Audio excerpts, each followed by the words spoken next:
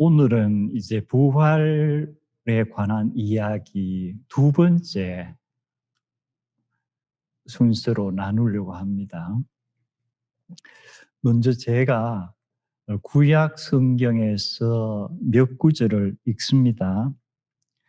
여호와의 말씀이니라. 보라, 내가 이스라엘 집과 유다 집에 대하여 일러준 선한 말을 성취할 날이 이르리라. 그날 그때에 내가 다윗에게서 한 공의로운 가지가 나게 하리니 그가 이 땅에 정의와 공의를 실행할 것이라. 그날에 유다가 구원을 얻고 예루살렘이 안전히 살 것이며 이 도성은 여호와는 우리의 공이라는 새 이름을 얻으리라. 제가 방금 읽었던 말씀은 예레미야를 통해서 하나님께서 주신 말씀입니다. 그리고 약 600여 년이 흐른 후에 예루살렘 도성에서는 예수 그리스도가 고난을 당하고 죽임을 당하는 역사적인 사건이 일어납니다. 그러나 사흘 후에 예수 그리스도께서 부활하심으로써 예레미야를 통해서 하나님께서 말씀하셨던 이 예루살렘 도성이 여호와는 우리의 공이라는 새 이름을 얻으리라 하는 말씀이 역사적으로 성취되는 그런 사건이 바로 부활의 사건입니다. 지난주에는 사복음서에서 가장 먼저 쓰여졌다고 추정되는 마가복음에서 부활의 현장을 보았습니다. 그런데 마가복음은 부활의 사건을 우리가 믿기에는 애매모호하게 마무리가 되어집니다. 여인들이 예수님의 시신이 없는 것, 그리고 어떤 정확히 누군지 알 수 없는 청년의 이 얘기를 듣고 너무 놀라서 아무에게도 아무 말도 못하더라. 이렇게 마가복음이 끝이 납니다. 그래서 마가가 이 부활에 관한 사건을 왜 이렇게 이상하게 미완성으로 마무리했을까? 그 의도가 무엇일까? 그리고 역시 마가가 사용한 헬라어 중에서 우리가 역사적 현재 시점이라는 그러한 것을 통해서 마가가 의도하는 것은 이 마가복음을 읽고 듣는 사람들로 하여금 역사적인 현장 속에 들어가서 이 사건 속에서 내가 해야 될 일이 무엇인가를 깨달아라고 한 의도인가 보다 하는 말씀을 나누었습니다. 오늘은 마가복음과는 달리 사복음서 중에서 가장 나중에 쓰여졌다고 성경학자들이 추정하는 요한복음에서 우리가 부활의 그 사건을 한번 보려고 합니다. 요한은 부활의 사건을 기록하면서 안식 후 첫날 일찍이 아직 어두울 때에 막달라 마리아가 무덤에 와서 돌이 무덤에서 옮겨진 것을 보고 시몬 베드로와 예수께서 사랑하시던 그 다른 제자에게 달려가서 말하되, 이렇게 시작을 합니다. 사복음서를 보면은 조금씩 사건의 기록이 다릅니다. 특히 부활에 관해서는 디테일한 면이 많이 다릅니다. 마태복음에서는 이 부활의 현장에 두 여인이 등장합니다.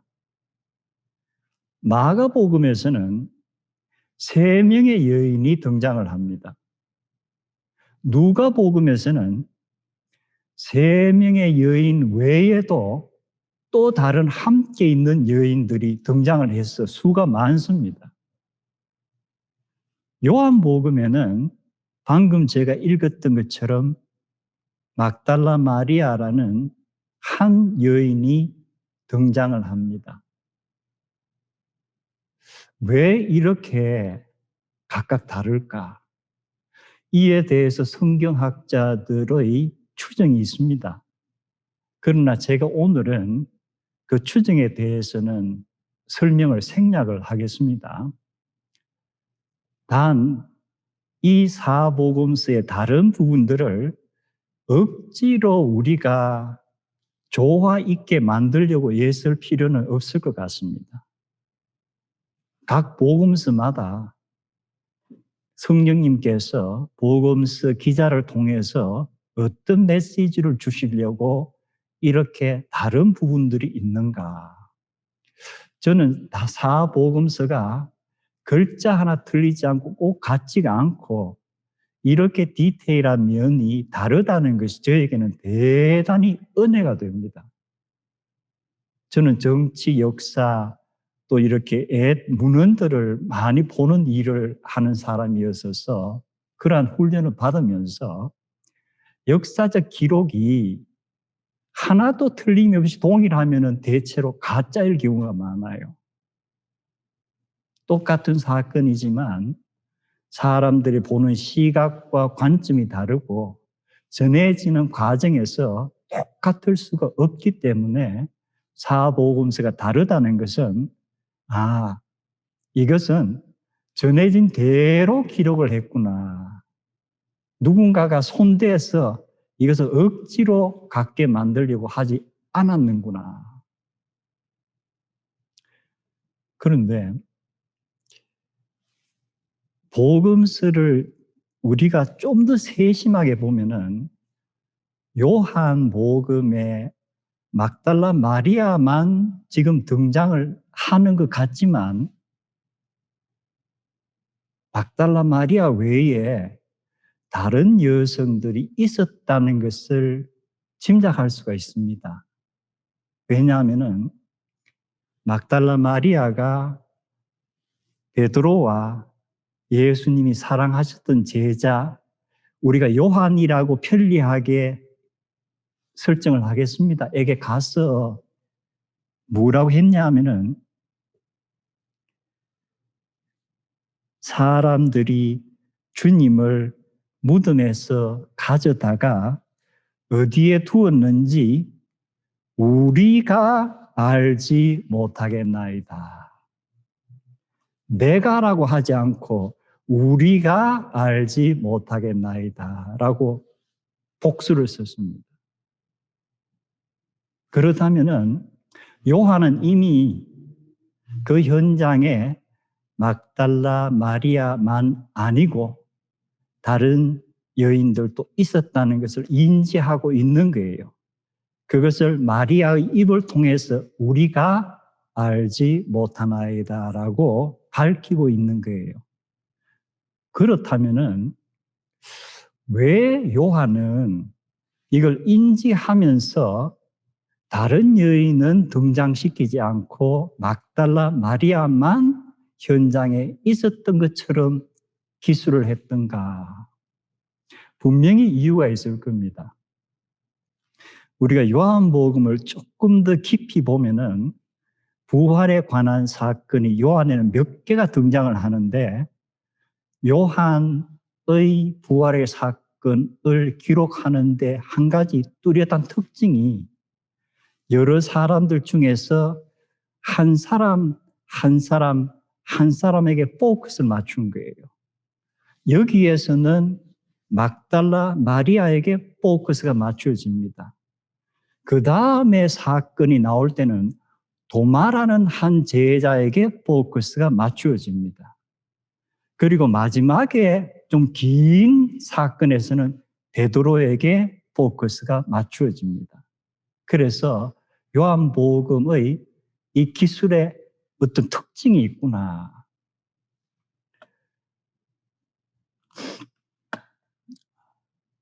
그래서 이 요한복음을 읽으면서 우리가 또 한 가지 느낄 수 있는 것이 요한은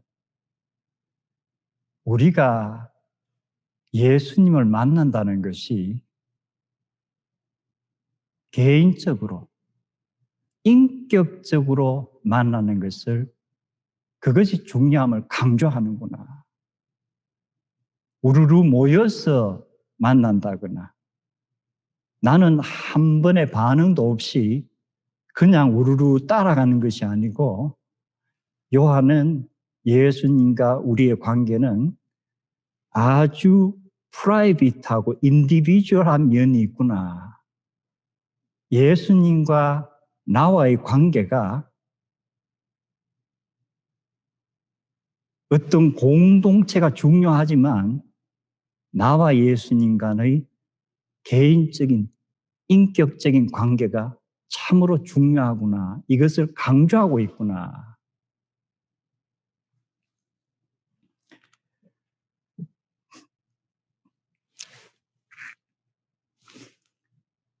그리고 또 한 가지 오늘 제가 이 포커스를 맞추고자 하는 것이 요한복음 20장 1절부터 18절까지 우리가 주중에 묵상을 했습니다. 성경학자들이 이 사건에서 또 하나 이렇게 주목해야 된다고 하는 것이 본다는 단어가 많이 나옵니다. 그런데 결론적으로 첫 번째 이야기에서는 요한이 보고 믿었더라 하고 끝을 내는데 뭘 믿은 거예요?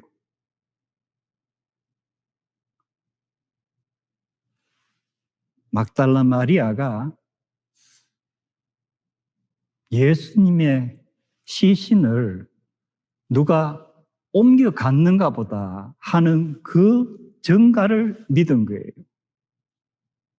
아직은 예수님의 부활에 관해서는 이 세 사람이 다 상상조차 하지 못하고 있는 상황이에요. 그래서 요한은 어두울 때를 강조한 거예요. 요한이 특히 요한복음 1장부터 빛과 어두움을 강조를 많이 합니다. 다른 복음서에는 여인들이 무덤에 간 시각이 정확하게 이게 어느 정도 밝으려 할 때인지 해가 이제 쑥 뜨려고 할 때인지 애매모호하지만 요한복음은 아직 어두울 때, 이 사건에서 아직 이들에게는 예수님이 부활하셨다는 그 놀라운 진실에 대해서는 전혀 어두워서 보지를 못하고 느끼지를 못하는 거예요.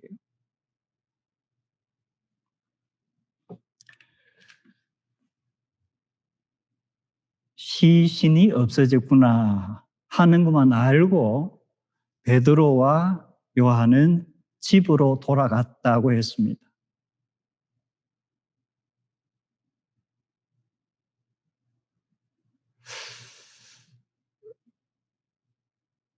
그런데 막달라 마리아는 그냥 그 무덤 앞에 남아있는 거예요.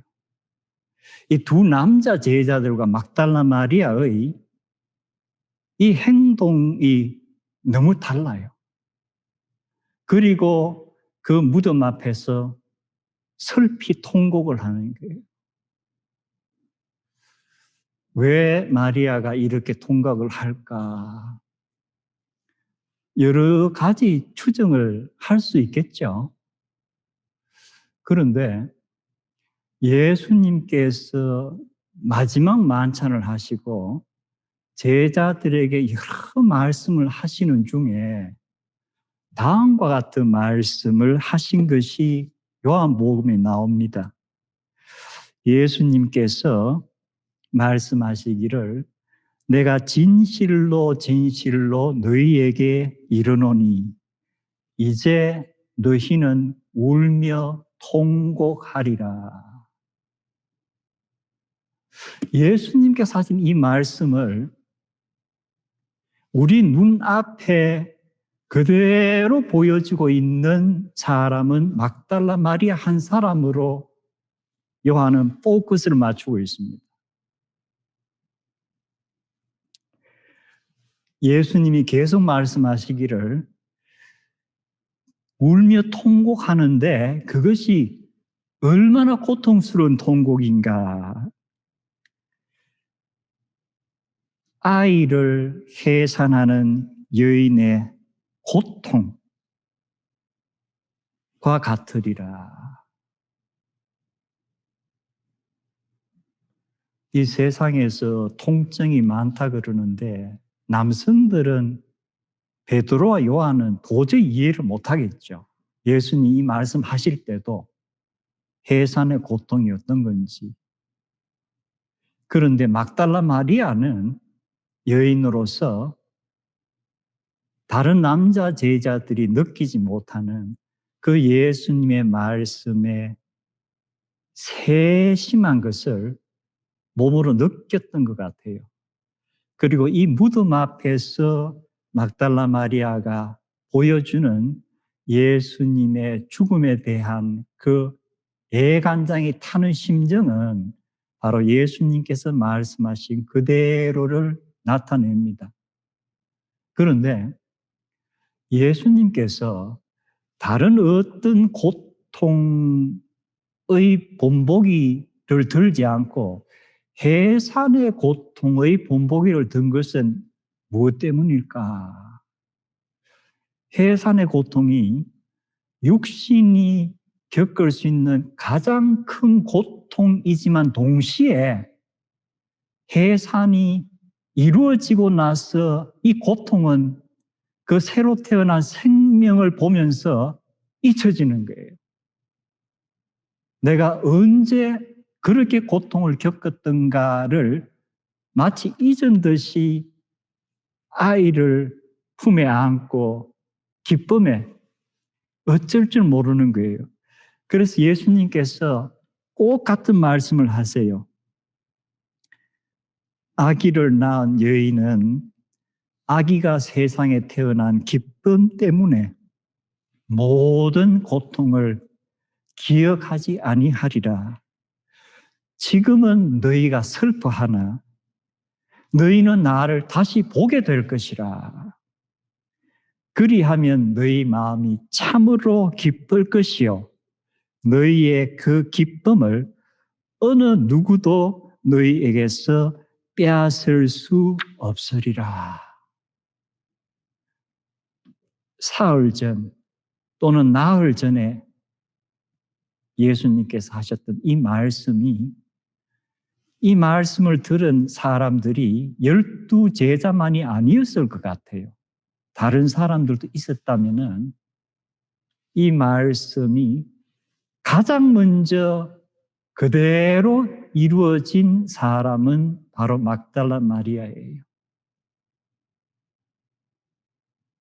그 얘기가 이 다음에 이제 요한의 기록을 통해서 나오는 겁니다. 요한복음 20장 11절을 보면은 이제 베드로와 요한은 집으로 돌아가 버리고 마리아가 울면서 구부려 무덤 안을 들여다 보니 마리아가 또 봅니다.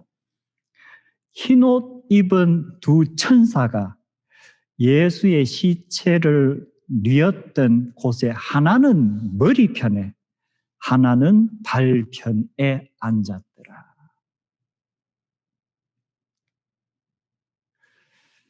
앞에서 마리아와 베드로와 요한이 보았던 것은 이 세상의 물질적인 것이에요. 돌을 보고 세마포를 보고 머리 싼 수건을 보았고. 그런데 지금부터 전개되는 이야기에서 마리아가 보는 것은 이 세상에 속한 물질적인 것이 아니고 우리가 흔히 육안으로 보기가 거의 불가능하다는 영적인 차원에서의 두 천사를 보는 거예요. 역시 사복음서를 보면은 천사인지 사람인지 청년인지 복음서마다 규정이 다릅니다. 근데 요한은 천사라고 규정했고 그것도 마태복음은 한 명의 천사인데 요한은 두 명의 천사가 하나는 예수님의 시신의 머리편에 하나는 발편에 있더라. 이렇게 기술을 했습니다. 분명히 요한은 성령님의 인도하심을 받아서 이 두 천사가 발편과 머리편에 있었다는 것을 기록할 때에 의도가 있었을 거예요. 그 의도가 무엇이었을까? 저는 이 말씀을 읽으면서 과연 어떤 의도였을까? 묵상 중에 떠오른 몇 가지 사건도 있습니다. 첫 번째는 창세기에서 아담과 하와가 선악과를 따먹고 하나님께 불순종하면서 에덴 동산을 쫓겨나게 됩니다. 그런데 창세기 3장 마지막을 보면은 이들이 쫓겨난 후에 하나님께서 어떻게 하시죠? 에덴 동산의 동쪽에 그룹이라는 무엇을 지키는 천사들입니다. 그룹 천사들이 에덴 동산을 지키게끔 그리고 누군가가 생명의 나무로 접근하지 못하게끔 칼을 두었더라. 무언가 지키는 천사들이에요. 그런데 출애굽기로 가보면은 거기에 하나님의 언약궤에 관한 이야기가 나옵니다. 그런데 언약궤의 뚜껑이 mercy seat라고 해서 우리말로는 속죄소라고 흔히 번역이 되어 있는데 이것은 하나님의 언약궤를 덮은 뚜껑이에요. 그런데 그 뚜껑 위에 두 천사가 있습니다. 두 천사가 새겨져 있는데 두 천사가 날개를 펴고 마주 보면서 이쪽 끝과 이쪽 끝에 있는 거예요. 그렇다면은 출애굽기에 기록된 이 두 천사는 뭐예요? 하나님을 지키고 호위하는 천사들이에요. 요한은 예수님의 무덤 안에서 예수님이 놓였던 그 자리에 머리편과 발편에 두 천사가 있었다는 것을 기록하면서 구약과 신약을 연결시킨 것이 아닐까. 또 하나 사건이 있습니다. 지난 주일에도 제가 말씀드렸는데 예수님께서 이미 죽임을 당하시기 전에 향유를 부으면서 본인들은 몰랐지만 예수님의 죽음을 이미 준비한 두 여성이 나타났죠. 요한복음에서는 나사로의 누이인 마리아가 예수님의 발에 향유를 부었고 마가복음에서는 이름은 밝혀지지 않은 여인이 예수님의 머리에 향유를 붓습니다. 머리와 발에. 그리고 또 역시 요한의 기록은 예수님의 시신을 내려서 누가 아리마대 요셉과 니고데모가 예수님의 시신을 지키고 무덤에 이렇게 안치를 했습니다. 그래서 요한복음서에 무덤 안에 두 천사가 예수님의 시신에 발이 있던 곳에 그리고 머리가 있던 곳에 있더라 하는 것은 요한복음의 그 전개에 있어서 성령님을 통해서 구약부터 신약의 여러 가지 사건을 쭉 이어가는 그러한 이야기가 분명합니다. 그러면서 천사가 먼저 마리아에게 묻습니다. 어찌하여 우느냐? 왜 우는지 몰라서 물은 게 아닐 거예요. 관심이에요.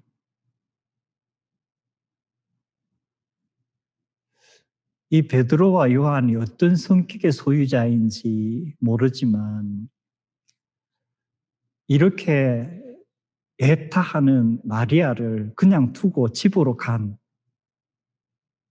어떻게 보면 좀 냉혹한 것 같은 그런 제자들로 느껴지는데 이 두 천사가 그 냉혹한 두 남성 제자 대신에 이렇게 간절히 울부짖는 마리아에게 와서 위로하는 거예요.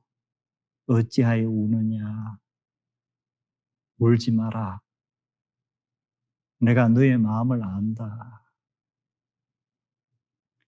그리고 또 한 소리가 들리는 거예요. 어찌하여 우느냐? 누구를 찾느냐? 내가 안다. 누구의 음성이죠? 부활하신 예수님의 음성입니다. 그런데 아직도 마리아는 어둠 속에서 이분이 예수님이란 사실, 그리고 부활의 역사적인 일이 이미 일어났다는 것을 아직은 모르는 거예요. 어둠 속에 있으니까. 영적인 어둠의 표현입니다. 요한복음의 특징이에요. 빛과 어둠을 이렇게 대조시키는 것이. 그런데 예수님께서 마리아 하고 부르십니다. 그때 주변의 어둠이 무언가 브로크 깨어지면서 마리아가 선생님, 라보니 하는 거예요. 역시 요한복음 전체 흐름을 보면은 예수님께서 이미 앞에 몇 차례 나는 선한 목자다. 선한 목자는 양들을 위해서 자기의 목숨을 버린다. 내가 지키는 양들은 나의 목소리를 듣고 안다. 그리고 그들은 나의 목소리를 듣고 내가 그들의 이름을 부를 때에 나를 따라온다. 예수님께서 하신 그 말씀이 이 어둠 속에서 마리아에게 다시금 일어나는 거예요. 마리아하고 선한 목자가 길 잃고 헤매는 이 어린 양을 부를 때에 이 어린 양이 목자의 음성을 듣는 거예요. 그리고 마지막에 예수님께서 마리아에게 하시는 말씀이 뭐예요? 가서 내 형제들에게 내가 하는 말을 전해라. 이 말을 듣고 마리아가 형제들에게, 제자들에게 가서 뭐라고 외치죠? I have seen the Lord. 내가 주님을 보았노라. 마지막 보았다는 단어가 또 나옵니다.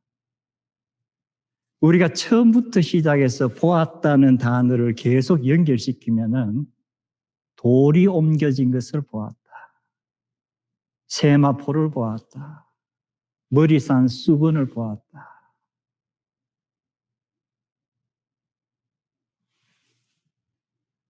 두 천사를 보았다. 부활하신 주님을 보았다. The progression of seeing이에요. 어떻게 보면은 이 요한복음에서 우리가 예수님과의 관계에서 우리의 영안이 열리면서 부활하신 예수님을 어떻게 우리가 만나는가? 우리가 말씀을 읽으면서 살아계신 하나님을, 부활하신 예수님을 어떻게 만나는가? 한 번 보고, 두 번 보고, 세 번 보고, 네 번 보고, 다섯 번 보고, 볼 때마다 점점 우리의 시야가 넓어지고 우리의 보는 것이 깊어집니다. 그건 분명해요. 과연 우리가 살아계신 하나님, 부활하신 예수님을 정말 보았던가? 아직도 보지 못했다면은 내가 보는 것을 정말 더 열심 있게 보아야 하지 않을까? 이제 말씀을 맺습니다. 어두움 속에서 다른 복음서보다도 요한복음 20장은 대단히 어둡습니다. 그런데 이 어둠이 확 밝아지죠. 마치 창세기를 보면은 태초에 하나님이 천지를 창조하시니라. 땅이 아무런 형체가 없고 텅 비어 있었고 어둠만이 깊은 물 위를 덮고 있었다. 하나님의 영은 물 위를 움직이고 계셨다. 요한복음 20장에서 이 아리마대 요셉이 마련한 이 무덤이 있는 그 정원, 요한이 그날 새벽 어둠 속에서 그 정원에서 일어나는 일을 기술하면서 창세기의 시작을 생각하지 않았을까?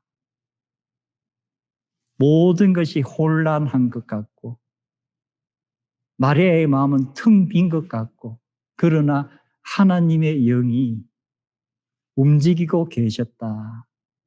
그리고 하나님께서 빛이 있으라 하시니 빛이 있었다.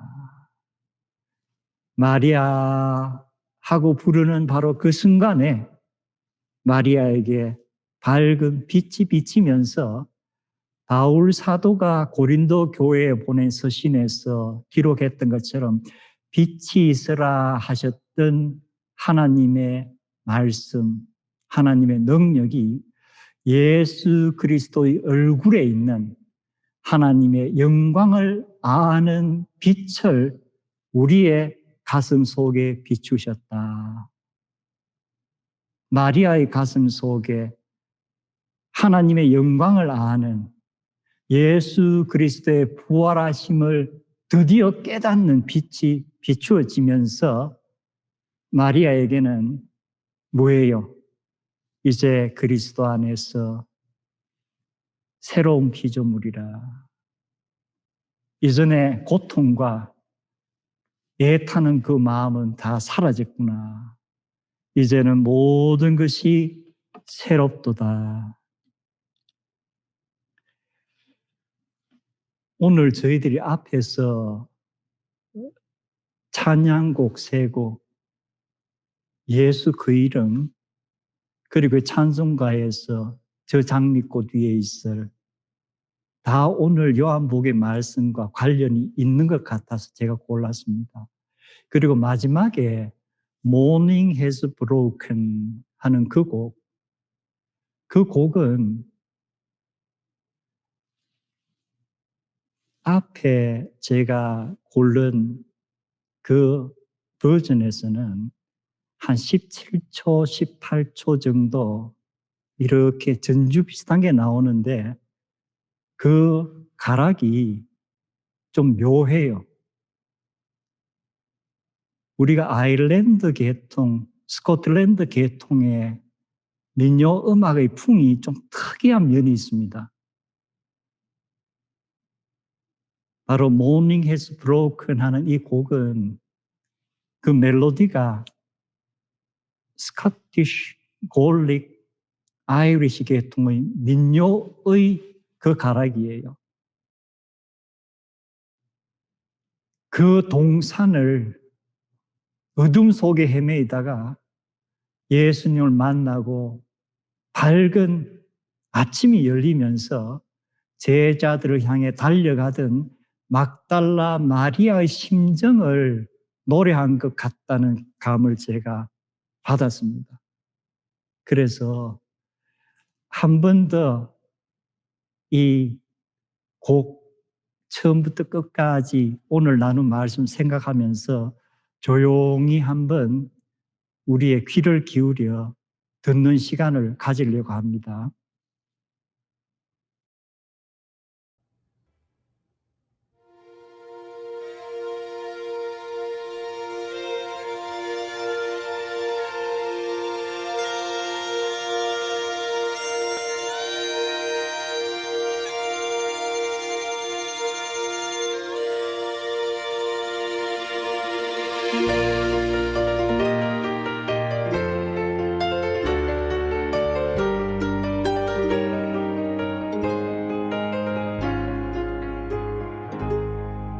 Morning has broken like the first morning. Blackbird has spoken like the first bird. Praise for the singing, praise for the morning, praise for the springing, fresh from the world.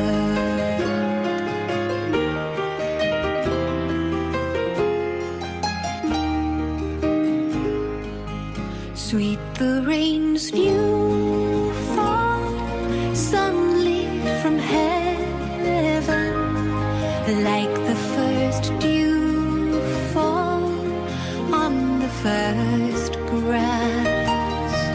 Praise for the sweetness of the wet garden, sprung in completeness where his feet pass.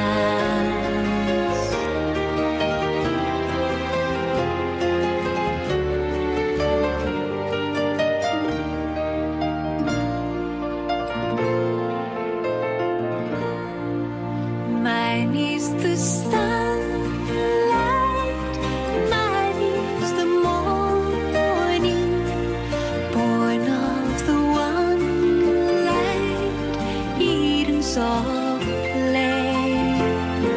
Praise within nation, praise every morning, God's recreation.